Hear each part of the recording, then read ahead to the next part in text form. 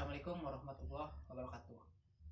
Saya Anggarian Irawan dari PGSD Penjas 5A dengan NIM 1802214 dan absen 35. Di sini saya akan membahas atau memaparkan tentang kedaruratan medis 1, di mana poin-poinnya yaitu bagaimana pelayanan atau menangani tentang gigi lepas atau gigi patah, mimisan, dan asma. Nah, biasanya gigi lepas itu terjadi karena umur seorang anak, misal dari kelas 3 nih. Seorang anak kan ketika makin bertumbuh, makin bertambah usianya, pasti akan mengalami pelepasan gigi. Nah, kalau misalnya kita mendapati kasus seorang anak itu ketika di sekolah giginya lepas, untuk penanganannya itu gigi lepas biasa saja tangani gigi bagian atas atau mahkota saja. Biasanya mahkota saja berarti begini penanganannya. Terus jangan menggosok atau mengkikis gigi untuk menghilangkan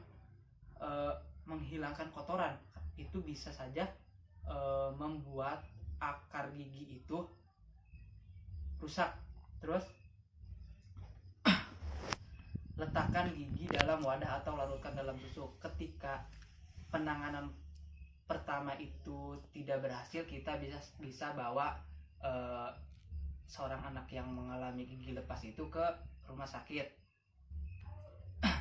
Nah, selanjutnya itu tadi kan gigi lepas, sekarang gigi patah. Gigi patah di sini biasanya yang namanya anak SD itu ketika beraktivitas di sekolah suka berlebihan. Gigi patah di sini bisa saja karena adanya suatu penyakit yang dialami oleh seorang anak ataupun berlebihan aktivitas terus terjatuh di sekolah dan mengakibatkan gigi seorang anak itu patah.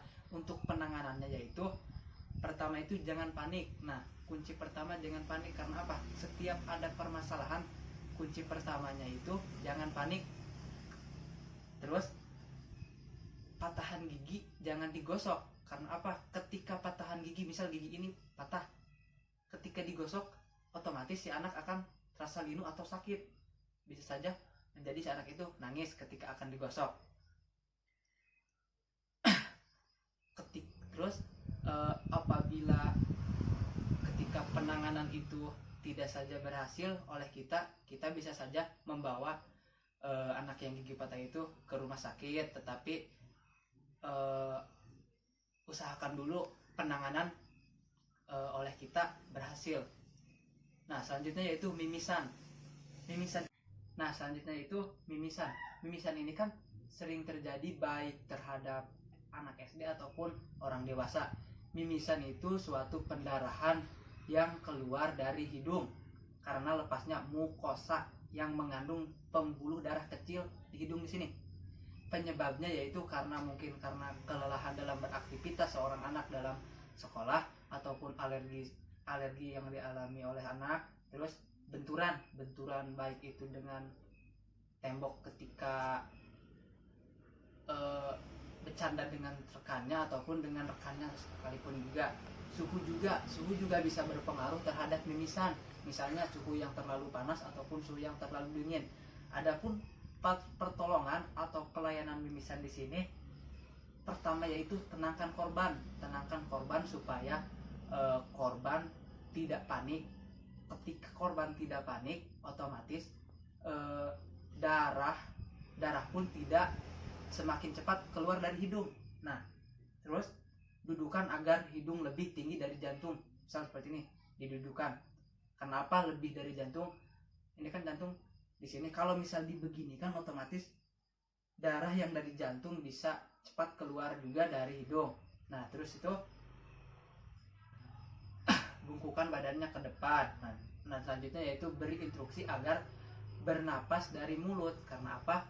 Kalau misalkan masih memaksakan bernapas dari hidung, otomatis kan pasti keluar lagi nih darah yang dari hidung. Kalau misalkan dari mulut, otomatis udara kan masuknya dari mulut semua.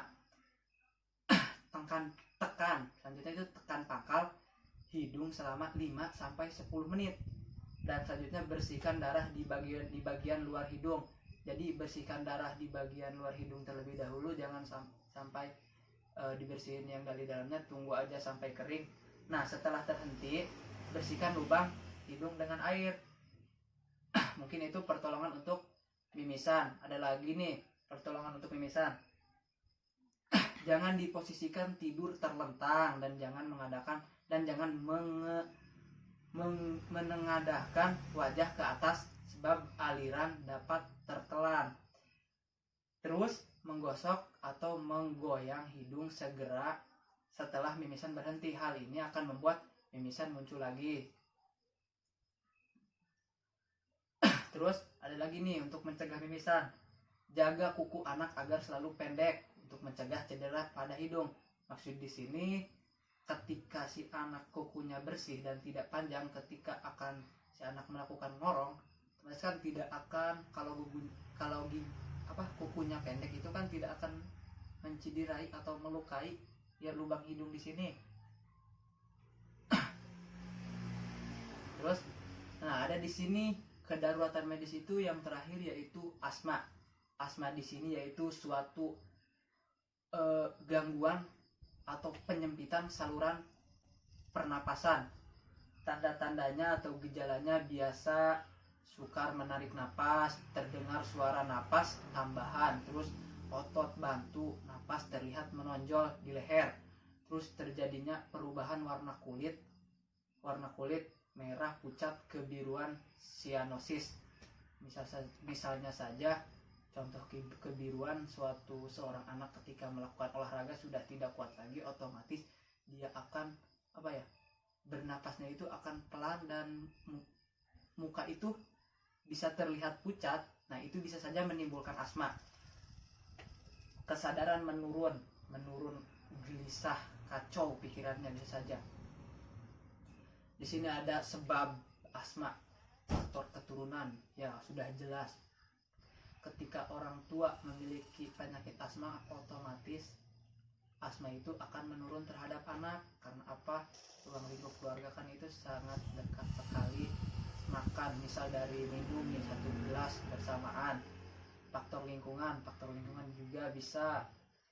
Faktor lingkungan yang kotor itu sangat mempengaruhi terkena penyakit asma. Terus faktor makanan, kadar emisi tinggi, pengawet di sini sering terjadi muncul karena sekarang banyak pengawet.